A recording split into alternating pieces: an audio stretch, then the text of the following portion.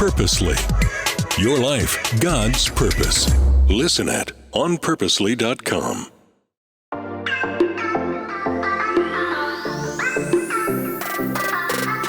Hello, everyone, and welcome to the Gospel Tech Podcast. My name is Nathan Sutherland, and this podcast is dedicated to helping families love God and use tech. Today, we are continuing our series on the Start Here series, that condensed version of all the most important topics that Gospel Tech talks about when we talk about how do we use tech on purpose, not for purpose. When we talk about loving our kids intentionally, not trying to fix them because they're not problems to fix, they're people to love. And how do we connect the hope of the gospel, this idea that I am a new creation in Christ, to the technology that we use every day? That's what the Start Here series is for. We have talked so far about the two types of tech and how to know if it's healthy, which was 2007, episode 207. Wow, those were the words I was trying to say. Last week, we talked about how do we make safe boundaries. We talked about building a hedge around our families, our devices, and our networks. So those are two episodes that came before this one. And today, we're talking about which tech should my child use? Which I actually didn't think I'd ever be able to answer this because that is a huge question, but I get it a lot. And so I started talking to parents and trying to gain clarification. What do you mean? What do you want from me with that question? And parents just want some kind of answer, laptops, iPads, e-readers, smartwatches, Google Glasses, VR headsets, gaming consoles, internet, one-to-one devices. What does my child need? What should they have? What's acceptable and what's too far for fun? I was like, well, that's okay. So you just want me to have all the answers. And then I realized, there is a way to break this down. For as diverse as our families are, for as many directions as families are coming out with, their personal family backgrounds, as well as meaning some people work in tech and have a high level of just tech saturation in their lives. And some families just don't even know how to turn on the devices, and they rely on their 7-year-olds to do that for them. So there's that. But then there's also this aspect of we have a wide age range. If you have 3-year-olds in your house, that looks different than if you have a 23-year-old living at home. And then to just kind of the moral conscience piece of there's some stuff that it's not wrong. Maybe I wouldn't use it. Maybe you would, or vice versa. So how do we have it? Well, there are steps. There's really 4. Today, we're going to talk about first, how do we know if it's safe? The tech specifically. If your kid comes and goes, Mom and Dad, everyone in class has insert the blank. This game, this app, this device, they really want it. Let's start with, is it safe? Then we'll look at, does it fit our family expectations? Then we will talk about, is it a good fit for your child right now? Is your child ready for this thing? And we'll talk about, but basically they're asking for an egg and you love giving them eggs. I love giving you good things that make you stronger and that, support your body and your growth. But you got to make sure that it's not going to be a scorpion. So we'll address that. And then, is it a good fit for your child in this season? So it's an egg, but sometimes it's just bad season. And the metaphor kind of breaks apart right there using the biblical context of the egg. But think about if your child's about to run, a 5 or 10K, maybe an egg right at the start line isn't the best. Be hey, you can have this, just not yet. Maybe when you finish, because it's going to sit like a brick. And that idea of there are seasons where tech is, again, I said it was a weak metaphor as soon as it extended past the 1 point, but I tried. The idea, though, being there's tech that's perfectly fine. It might even fit your family expectations, but for that child in this season, and specifically using the reset from episode 207, you can just tell, this isn't good for you right now. We're just going to take a step away. No one's fault, but I'm not going to keep giving you something that's clearly causing problems. So that's the big picture for today's conversation, talking about what tech should my child use. With no further ado, let's get this conversation started.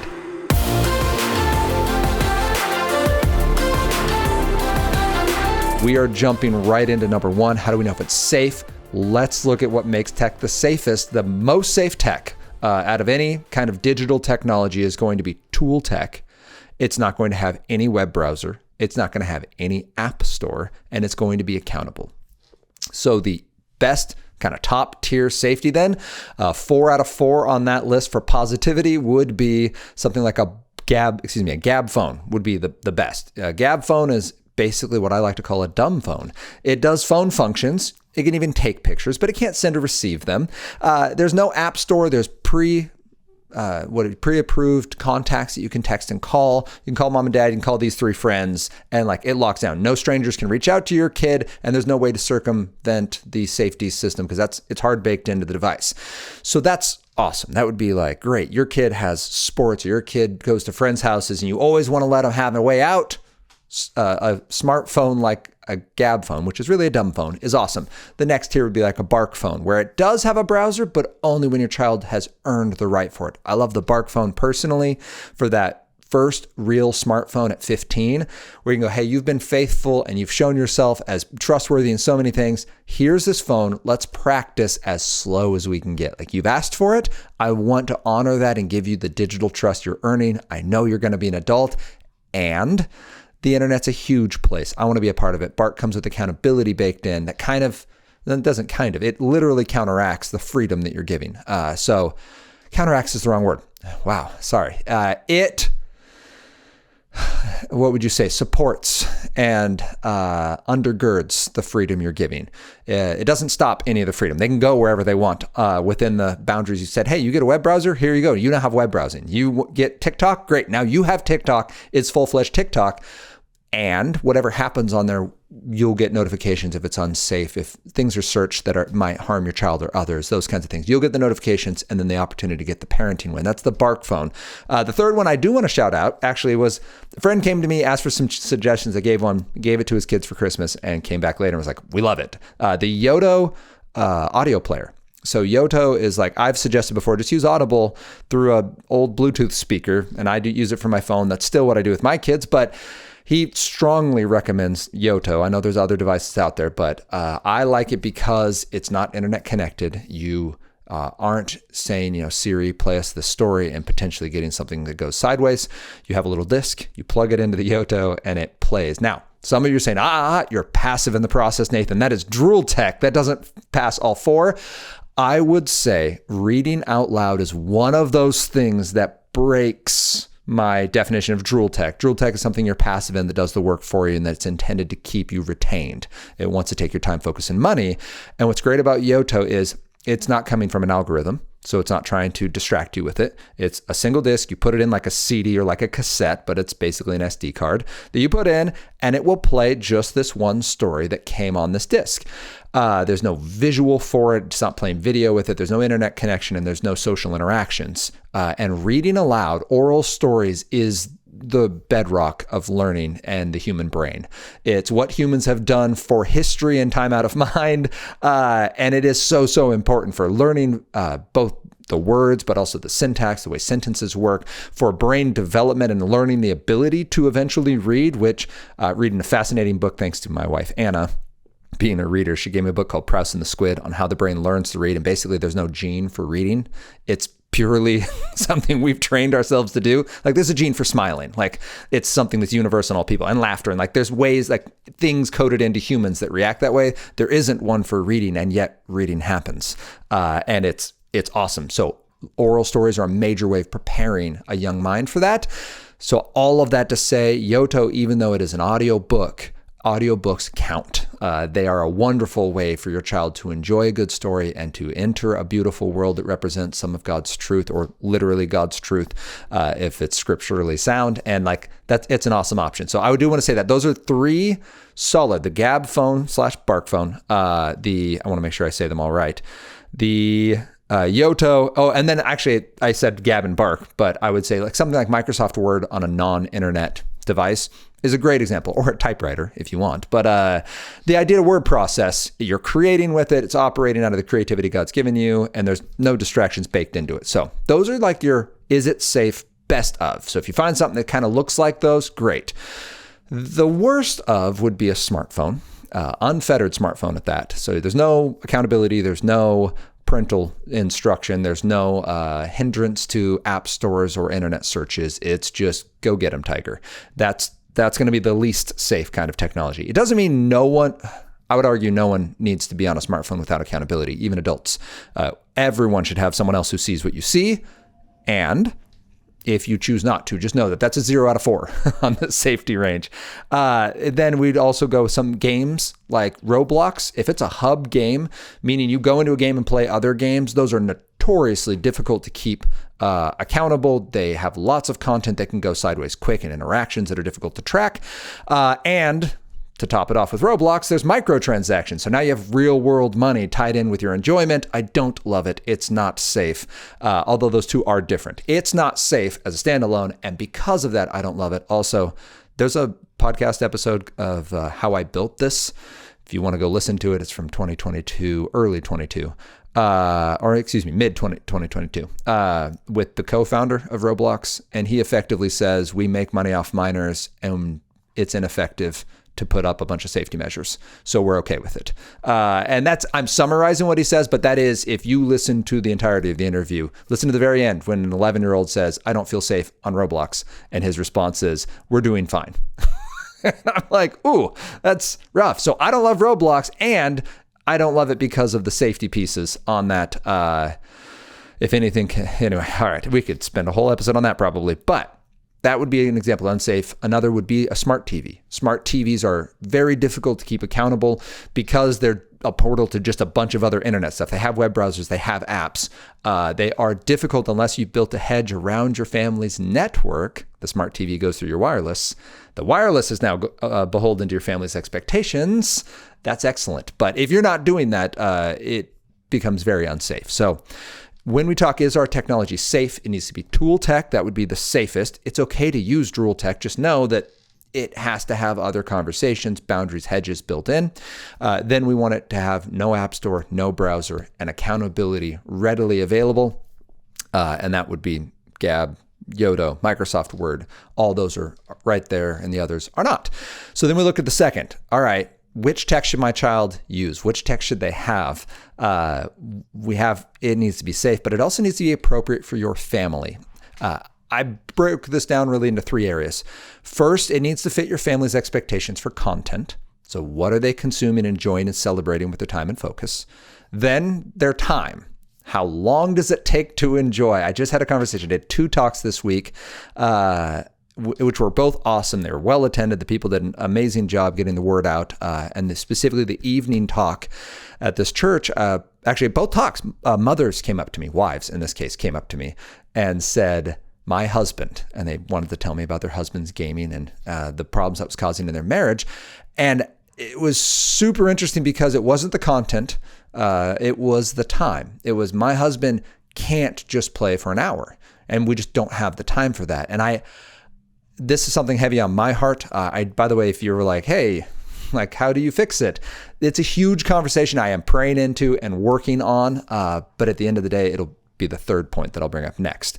But in hearing that, I was like, my goodness, yeah, we need to know and model for our children, how long do we use this tech in a given time? How often do we use it? And really wrapping our brains around, like, when is the appropriate time of day for this technology? Like, some tech, it's just not good to use before you go to school in the morning. It's not going to help you focus. Owen had access to a game during school. He had a sub teacher for the first half of the year. And he's like, oh yeah, if I finish my work, I can play this game in the middle of a class session, like these little 40-minute chunks. And he'd finish in 20 minutes and he'd play a game for 20 minutes during class. And I was like, son, I love you. You're clearly doing fine in class academically. No. Like, hard no. I will not allow your brain to think, hey, if I get through this academic piece, then I can go play a video game for the equal amount of time on a 1-to-1 ratio. Like, you're training the wrong things there. Now, you might choose to do that. It might be good motivation. It might help your child blow off steam. I was like, here's what you can do. You can play Khan Academy, which is a gamified math program, which is great. Or you can read a book and I will buy you a stack of them. Like, but you can't watch other people play. Like, you're not going to be sitting on a laptop playing a video game 3 to 4 times. He told me how long he was playing during a day. I was like, buddy, you're clearing like 90 minutes of gameplay a day at school. No, like, no, that's not going to happen. Like, just for what you're training your brain to do in terms of how it transitions between tasks, I need you to stay at the pace of learning for the whole time. I know that, like, dads are curmudgeon and like kind of the, I don't know, I'm the hill troll of the tech world for my son, but like, that is important to me when we talk about time. And I had to have that conversation with him. Like, this is why. So when you come home, you can actually play that exact same game, which he does, at our home for a certain amount of time on certain days. Like we made some boundaries around it. He's held very well to those boundaries. He doesn't fight. He doesn't complain. He doesn't throw a fit. And he doesn't ask every single day, hey, can I do it now? Can I do it now? Can I do it now? Like he holds to what we agreed on, and it's been great. We've done it for probably a month. Okay, fine. But that's an appropriate time. That's what we need to talk out with our kids. We need to know the content they can enjoy. And if you're looking for standards on content, look up Philippians 4:8. It's been one that I reference a lot. It's one that I very much, I appreciate just how clear it is. You can go to lots of spots in the Bible to get a standard, but Philippians 4:8 says, finally, brothers and sisters, whatever is true, whatever is noble, whatever is right, whatever is pure. Stop right there. Kid says, can I listen to this? Can I play this? Can I use this? Is it true, noble, right, and pure? Then it goes on to lovely, admirable, excellent, praiseworthy. Like that's an awesome standard to have. And it's an actual biblical standard, not just one we're setting arbitrarily as parents because we do or don't like something. It's a standard for what we enjoy. It's a standard for what our kids enjoy. And yes, we can consume some things outside of that. Like, man, this is really hard, or this person is really cynical. I'm going to read it. I'm going to watch it. I'm going to engage it so I can process it and think about the claims and apply it to the hope that I have in Christ and really shine a light on it. Absolutely. But we're talking, what are we celebrating? What are we ingesting that goes into our hearts and helps us produce fruit? That's what we want to know. So we have our content, we have our time standards. The last one is priorities. What's most important for you? And this is where I said those two wives came up. I was like, this comes down to a priority conversation. As I think about nerd dads and how we process it, I just did that whole series on nerd dads. So this is top of mind for me. It comes down to, man, you can play games and be an awesome dad, husband, son of God, leader, all those things. And you can play games and completely forego what God has called you to do, have, and be. So think about your priorities. What is most important in your family and must get done? For yourself, reading the word, sleep, nutrition, relationships. For your kids, the same. And in our family, this looks like we prioritize time with our family. We make sure we know at the beginning of the week, Anna and I sit down on a Sunday and say, what meals will we have together this week? How can we make sure they happen and protect them? Great. It's not necessarily 5 meals, 5 dinners a week, but breakfast. We try to get 5 breakfasts in a week. So that's a goal for us because I have a flexible schedule and I can make that happen, right? Some of us don't. Do your best in terms of being just intentional. Hit the ones that you know you can hit and make those ones happen. We also prioritize activities for our kids. Owen plays basketball. Henry started archery because we live in a town that has an awesome archery range, which is incredible. And then Hadley does specific play dates where she gets to hang out with certain people and hang out and play. We decided not to do organized sports for her yet, but that's something we do value. Our church, we attend on Sundays. We go to community. We're invested in that. We go to the things that would involve being invested either throughout the week or engaging, sharing the gospel and helping people in our community because that's part of what is important to us. Like that's a priority. And if something comes up, it bumps other things that used to be important out of the way, right? Like, hey, we're going to miss sports today because this other thing happened and we need to go support and love people there. School isn't a priority. We get our sleep, we get our food, and we get our focus. The sleep piece is huge, and that probably should be a separate priority. Sleep is a priority for us. We say no to some stuff to make sure our kids get sleep.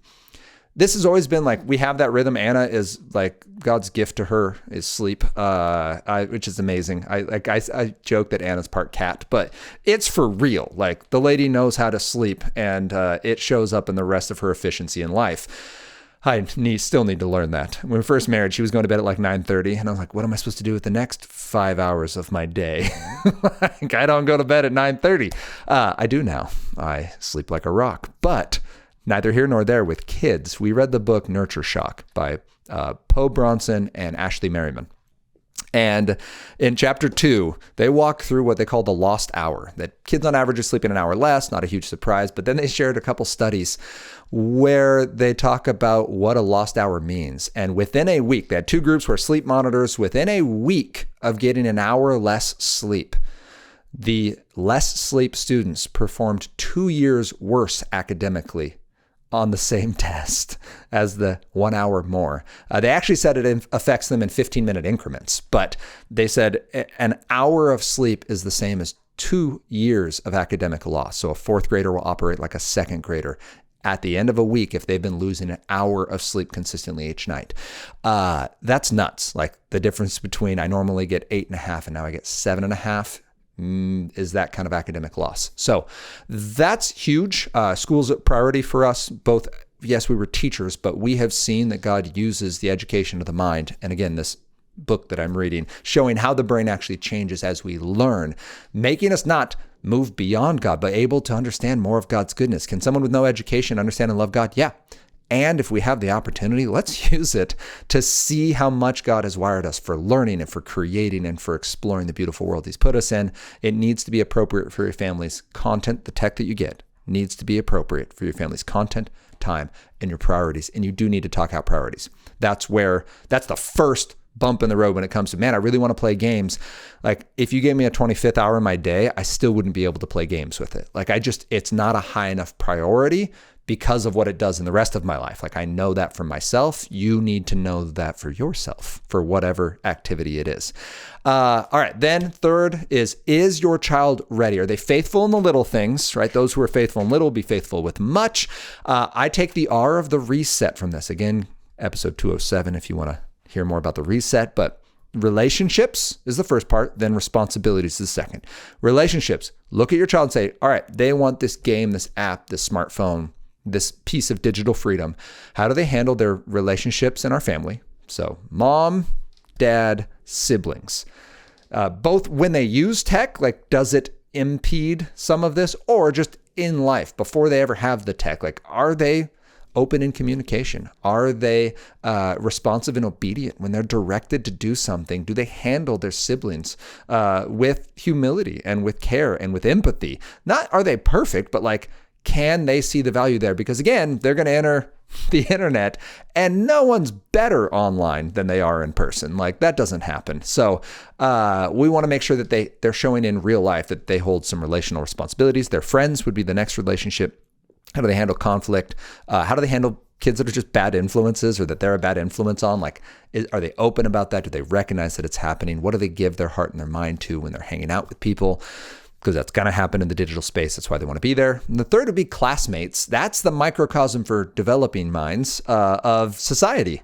These are people you don't get to pick. And some of them are nice and some of them aren't. How do you process that? Because people only get meaner and more diverse as they go onto the internet. Like they don't know who you are. And frankly, most of them don't care. So how are you processing those relationships, the hard and the good parts of them? That'd be the first part on, is your child ready? Are they faithful in little things? The second would be the responsibilities. How are they doing with their family responsibilities? Family meals, family conversations. Are they open and honest and sharing? Or is it always a locked vault and you're having to just pry information out of them and it never goes well? That's concerning if they're not an open sharing person. If they have something happen to them online or they go and do something online and you never find out, and they can't self-report and they can't converse about it. If you do find out, that's going to be concerning. The rapport there maybe isn't up to the level that it needs to be, and the trust level isn't high enough to allow them into a digital space where mistakes happen faster and they often are much more grievous than they are in real life. You can just make a lot of mistakes very quickly. So we want to be intentional and deliberate. Oh, and by the way, the presence of bad actors on the internet is much more likely than in your living room. So the second then would be, how are they doing with their schoolwork? That's a commitment to developing their future in their mind. Are they committed there to their faith? Are they making intentional steps even as young as 8? Like, are you taking time to read? Do you journal? Like, have your kid write 2 or 3 sentences about what's happening in their heart and taking opportunities to pray. Like, are we seeing that grow? Because there's a lot of conversation on the internet about spirituality and souls and our spirit and our purpose. And then finally, commitments. Sports, hanging out with other friends, whatever the commitments are they able to keep their yes, yes, and their no, no? We want to make sure that in their responsibilities and their relationships, that they're healthful already before we send them in the digital space. That also gives us kind of that groundwork, what would you say, the litmus for whatever, the concussion protocol, if you will, for when they go into the digital space, something happens and we can watch those healthy things then start to wobble a little. And then we go, hey, is something happening on the internet that I need to know about what's going on. Fourth and finally, is it a good fit for your child? Comes down to, does it produce good fruit? Like when you watch your child use this technology, this is, of course, after you've given it to them, but is it producing good fruit? Let's be active. Giving them a smartphone, giving them a game, giving them a device or a particular app doesn't mean you are now beholden to give that to them forever. Like you just gave it to them. And if you watch it produce more love and joy and peace and patience and kindness and goodness and gentleness and faithfulness and self-control, let's go. Give it to them. That's amazing. I would actually argue if you find any tech that makes your child more patient, more joyful, and more self-controlled, amazing. Like, let's do that. If, however, any of those are impacted, or that's Galatians 5:22, if you get the Galatians 5:19 through 21, where it's like envy and lust and fits of rage and comparison and jealousy and dissension, if that stuff starts to percolate, we then have a conversation and go, hey, I don't know if this is just like I missed something about the tech and there's something wrong with it, or if this is just a tech and you combo that's bad for right now, but like we need to talk. And maybe you try it on a smaller scale or less often or with more supervision, or maybe you just go, hey, we're going to remove it and replace it. Like it's not working well. This is something I've had to do. Anna and I, we allowed one of our children to save up money and buy something. And we very quickly, like within 3 days, we were like, we made a mistake. Like that's rough. And it was as bad as you would think. Like you let your child buy something that this child wanted and they saved up and they earned and they bought it. And then mom and dad step in 3 days later and go, listen, I know we said yes. Here's what we're seeing. Are you seeing that? Yeah. What do you think about it? It's fine. Like, okay, well, that's where you're wrong. Like it's not fine. So we're going to buy it back. And in our case, we ended up, we bought it back and then spent our money to buy something else. And like, it was bad enough and it happened quick enough that we're like, the fruit is wrong. Like this is not good. Again, we knew that because we knew our child, we had an open relationship. We had talked about it beforehand. Were there tears? Absolutely. Is it still something that periodically comes up? Yeah, it comes up occasionally. But we got burned. Like Anna and I learned pretty quick, like, oh man, we need to be really deliberate. And we've said no to some other stuff preemptively because we're like, it's too close. Like, I just don't think it's going to be a good fit. Is it a no forever? No. Is it, the reason I'm not naming the product, by the way, is it's not even worth planting the seed because it's so specific to this one child. Like the other two were fine. But this one kid couldn't handle it. And it couldn't be like, well, the other two will just use it and this kid will be fine. Like, nope. That's not the way it's going to work in our house. Like it will become a daily fight and it will plant a bunch of bad seeds. So we wanted to clear the air, get rid of it, acknowledge we made a mistake, repent to our child that we had said yes and had to make it a no. And that's something you can do as well. That fourth, is this tech a good fit for our family pieces? Does it produce good fruit? And if it does, amazing. And if it doesn't, address that directly. Say, hey, I've noticed when you use this bad thing happens. Can we talk it out? Again, that's part of a reset as well, to acknowledge that your child is a person you love and that when problems show up, you love them enough to address those problems and not ignore it and not just try to rip it away and be like, now be fixed. Because again, the problem isn't the fruit that we were seeing. The problem is what's causing the fruit. Like what's happened in your heart and mind that this thing is too much, because we know it's not morally wrong and we see other people using it fine. Like what's going on? And in this case, it's how our child is wired, and we get to now lovingly apply that in the future. So should your child use this tech, there's 4 things you need to look at. And it, as far as I can tell, works in just about every tech environment, which is super exciting. Praise the Lord that this resource is a thing, because I would love to take credit for it. But when I first was asked by parents to answer this question, it just felt overwhelming, or it felt like I was being asked to prescribe very specific tech. Instead, we have 4 categories we go through. Is it safe? Is it tool tech? Is there a browser? Is it accountable? And are there apps? Is it appropriate for our family? We need a standard for our content, our time, and our priorities. Does it fit my child's stage of life that they're at? Like, will this be a good fit for my child right now? In this case, we talked about, look at what are they faithful in? Are they faithful in little things? Relationships and responsibilities is what I pointed out. And then finally, is it a good fit for your child specifically in this season of life? All those other things are awesome. And then when you give it to them, like what fruit comes out? Some of it might just be change the boundaries up. Some of it is, nope, we got to remove and replace with something better. So my hope in sharing this with you is twofold. One, it'll empower you to talk about tech, communicate the gospel, and connect the hope of the gospel to your daily tech life. I want to see parents empowered to go and parent the way they want to, the way you want to, well, in a tech world. You don't have to be afraid of it. And when there is fear, I want you to be able to put your finger on it and go, oh, I'm scared of this because it's causing real harm, or I've seen it cause harm, or the potential is too great to cause harm. And now that's an educated decision instead of just a knee jerk, like, I don't like it. Get off my lawn. Like, I want you to be empowered to make that informed decision. You are modeling for your children what it looks like to follow Jesus and to trust God, even with the tech we use. And then 2, I want you to be able to raise your children up in the way they should go so that they can begin to model healthy tech for themselves. And I guess there is a 3rd. I want you to share this with other people. Like, I want this conversation to be ubiquitous, like that I don't have to say the words, that there is no Start Here series, because everyone knows it, and I'll go talk about something else and like serve wherever the Lord leads. But this is something I want shared, and I want to empower parents. So if it's helpful, please share it. If you have any questions, you can reach out to me, questions@gospeltech.net, or you can reach out to me directly, nathan@gospeltech.net. You can find us on social media on Instagram and Facebook at Love God Use Tech. And you can join us next week as we continue this conversation about how we can love God and use tech.